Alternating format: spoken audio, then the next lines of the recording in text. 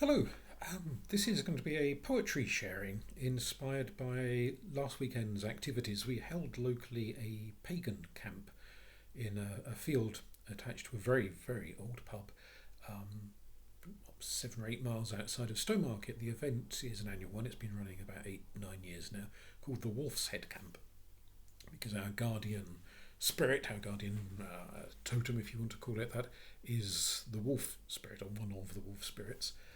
And so the poetry I'm going to share, some of the poems were read at an event on the Sunday morning poetry sharing event, along with poems by a friend of mine, Barry. I don't have any of his poems here to share with you. I would have read more poems than I did, but it was incredibly hot, and it was getting to the point where even normal people, let alone a ginger like me, were about to pass out with heat stroke, and we all had to go into the shade of the pub. And the poetry rather lost its momentum after a while, but we did share a good few poems. So some of the poems I did share on the Sunday morning, and some of the other poems are ones I would have shared had the weather not become quite so overwhelming. So the first poem I'm going to share with you is two of my own and a few from other people, so I'll bookend this with my own two. Both the two from me are featured in this book, Moon Poets, which is an anthology by myself. There's a friend of mine, Bev, she's got poems in there, and a bunch of other people also have poems in there. If you're interested in the book, you can order it from any good bookshop. It's published by Moon Books. So this first song is a suitable one for the camp because it is called Song of the Wolf Clan. Wolf for wolf is yearning, in our veins burning, the unquenchable urge to be free. Ghost of the forest, hear us. Brave men fear us, unseen beneath the vast canopy. Bones formed from archer's bow, blood from Ariel's glow, flesh from the spittle of the first three. Den-born we, kin of Vindos, haunters of the weald, wolf-skinned we, kith of Vindos, our oath by blood sealed. Beast in beast is waiting, for hunger sating. We hunt down and feast upon our foes, each tree our brother, each stream from our mother, each contour of the land our clan knows. Fierce is our waking, deep is our dreams aching, yet gladly we share our feast with crows. Den-born we, kin of Vindos, haunters of the weald, wolf-skinned we, kith of Vindos, our oath by blood sealed. And if you're wondering who Vindos is, he's an ancient British deity, the far-seeing one. The name is the root of the medieval Welsh name Gwyn, as in Gwyn ap Neath, the leader of the fairy hosts, but also of the Irish name Finn, as in Finn McCall, and Finn in Irish myth and Gwyn in Welsh myth have certain interesting similarities as well as some marked differences from each other. And my own personal suspicion is that they are both manifestations of the ancient Vindos. But perhaps I'll do more about him in a different poetry reading. As well as being associated with wolves, he's also associated with stags, and this was a hand-drawn gift token which Bess, one of the people attending the camp, created in the lunch. I think it was the lunch hour she made it, and this and 8 or 9 others, which were distributed out as gifts to people, which is remarkably talented. I love drawing, but I couldn't draw something that well that quickly. So that's pretty phenomenal. So this particular poem I'm going to read next is by Hilary Llewellyn-Williams, and it's from her collection Humidras. And Humidras is a fascinating word, which I didn't even know about until I got the book. I got the book because of the author, not because of anything to do with the name. Humidras is an obscure word which means the sounds that emanate from the earth, the kind of groanings and creakings that people who go potholing and caving often hear. These weird, just like trees in the forest, you can hear them creaking when the wind blows.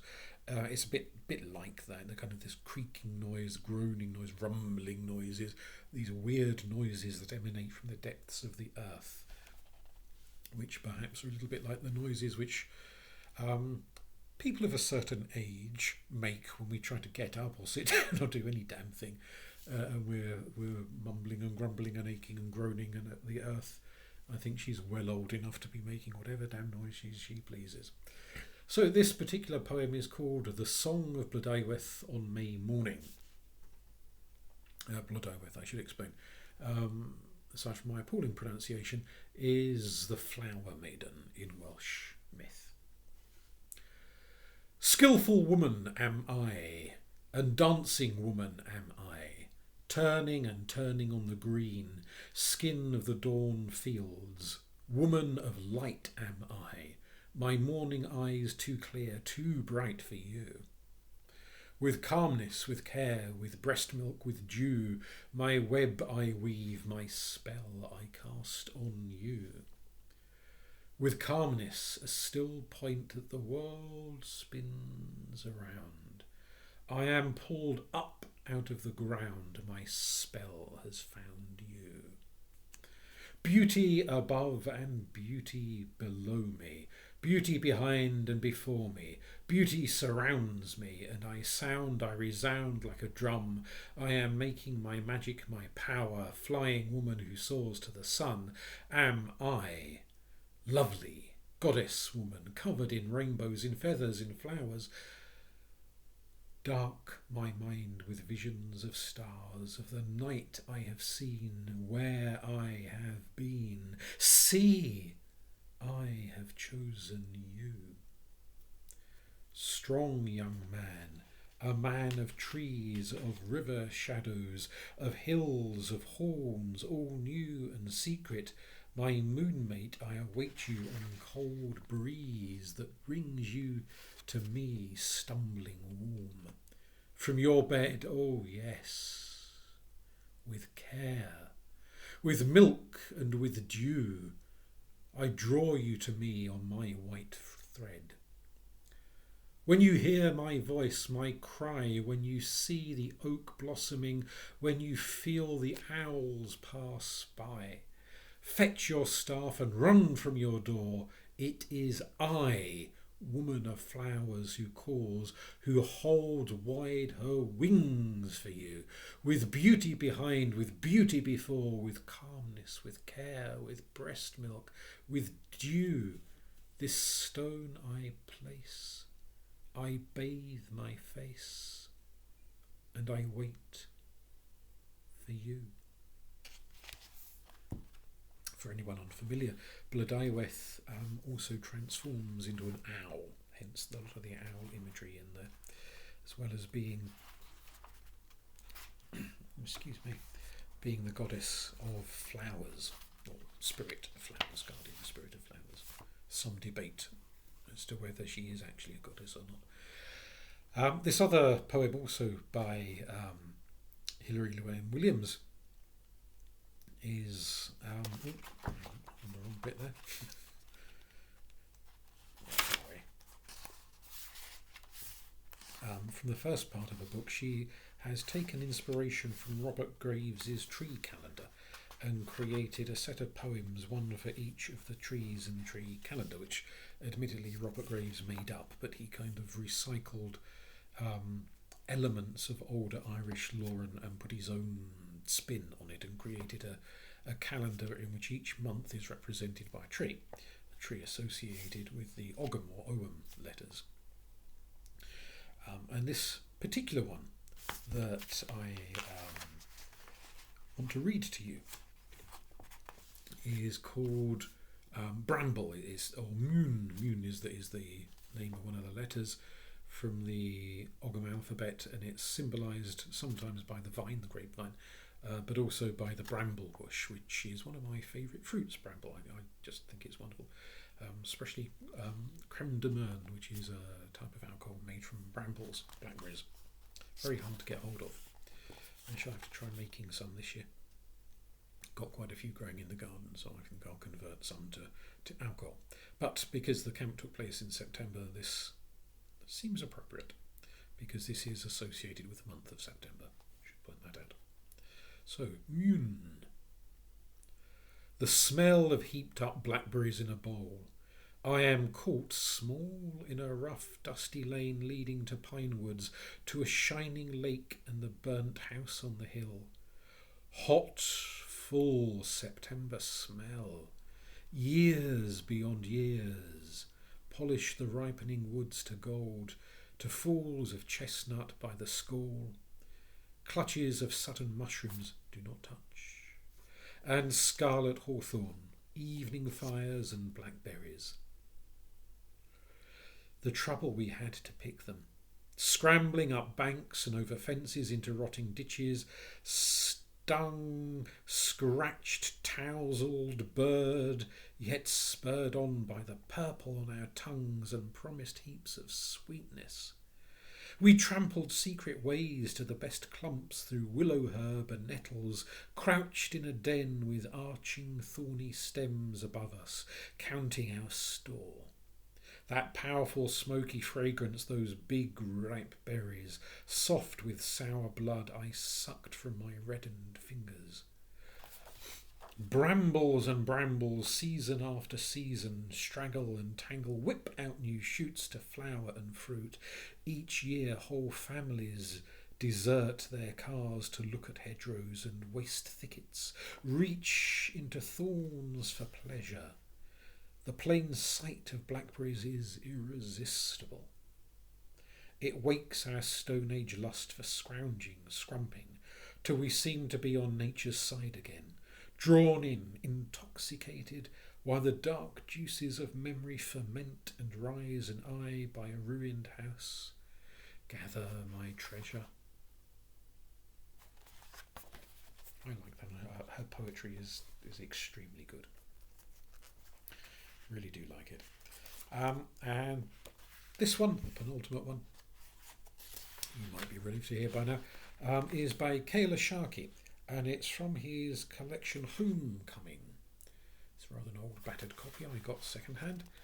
This particular poem is called Hound of Ulster, which, for those of you familiar with Irish myth, the Hound of Ulster is Cuchulainn, the great warrior who defended the people of, well, what these days is called Ulster.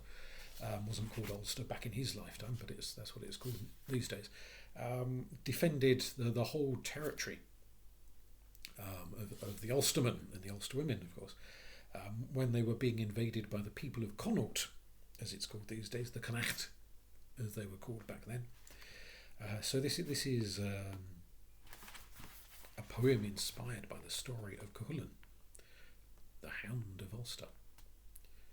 Oh, and I should point out, the original is in Gaelic, but my Gaelic is so piss poor I'm not even going to attempt to pronounce it, otherwise there will be people all over Ireland screaming and clutching their ears and rolling about on the floor.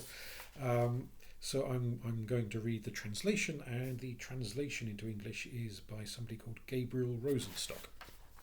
I don't know who he is, but the translator, obviously. Now, tonight, stretched by my side, delightful lad, your strong, sinewy limbs smile youthfully. Here I am safe a while, squirreling up to your trunk. Your limbs are swift spears, fending off the world. My champion, proud, sleek warrior, you man the gap between me and night's tyranny.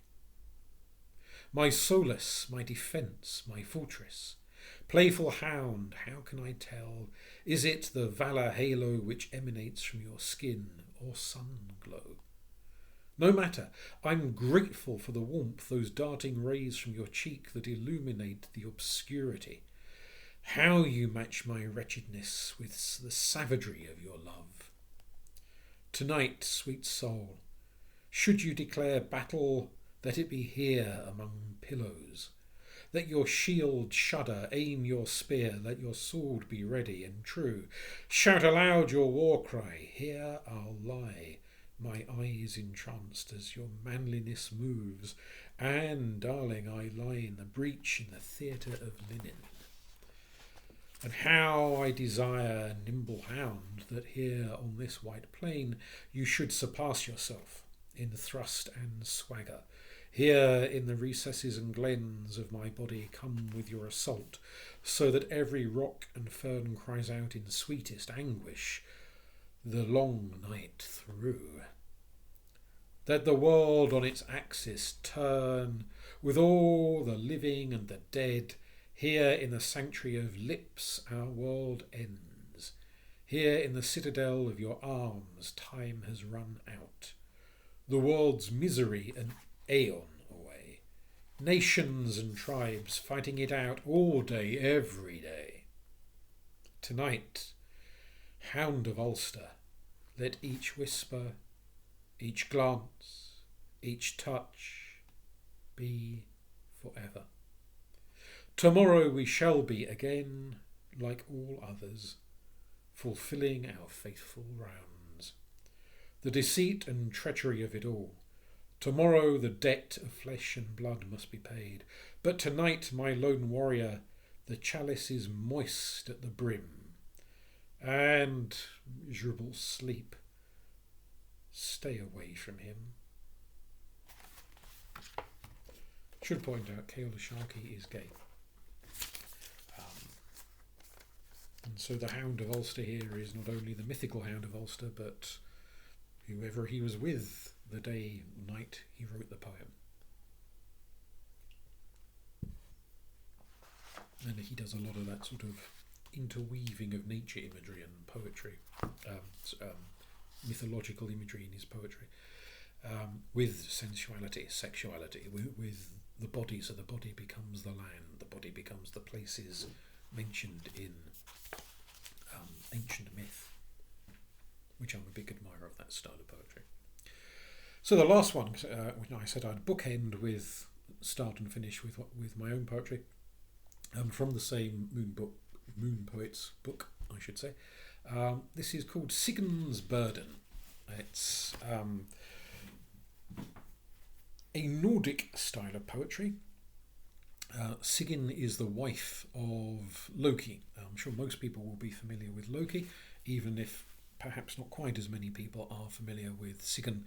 And just to contextualise the poem, Loki is eventually brought to book by the other gods who feel he has gone too far. And there is a great deal of mythology about Loki pushing the bounds of acceptability and doing naughtier and naughtier things, until one day he allegedly pushes it too far, and the gods chain him up in a cave, chain him indeed with the entrails of one of his own sons, which is a bit rank. The gods do not piss about when they're annoyed, it has to be said. Oh, imagine being chained up with entrails. And they have snakes up above him, dripping poison, dripping venom from their mouths onto him, and this venom is like acid, really. It sort of burns into him. And his poor wife Sigyn, she stands there with a bowl, holding this bowl, trying to capture the poison. But whenever the bowl gets to the point of being filled, she has to go out the cave and chuck it away. And while she's chucking it away, obviously the poison falls straight on him because there's nothing there to protect it. And he writhes in pain, and when he's writhing in pain, that causes earthquakes and tidal waves and Lord knows what else. Until his wife gets back with the bowl and puts it there again to catch the poison. So Sigyn's Burden, which is the name of the poem, is her duty to her suffering husband. Bound in chains, wolf child and I, deep in darkness, silently dreaming, the Aesir sigh, they sing of peace, yet the grey clan waits, grim, unquelled. Poison torments. Time drips slow by entrails enslaved, such grief enchains, laying me low. What loathsome fate, eating my will, each day dwindling. Once salvation ceases when Sigyn empties her humble cup. Agony heralds doom. May Asgard fall! Mire Midgard down in wolf drool! Despised sons rise, flee from our wrath. O wolf age fierce, a sword age savage, When Varn shrivels, we shall outrun wildfire. Worlds devouring, searing, breaking all oaths, outcasting all kith. We will eat the sun. Let moon and world quake. Reborn anew, a world refined, purged of Loki's like, land of Frith or Lotus Stream. Lamed realm for fearful folk. Not that she's bitter. Not that I am. But thank you for listening, and I'll probably record some more poems again later, as well as some stories and philosophical rambles. Thank you.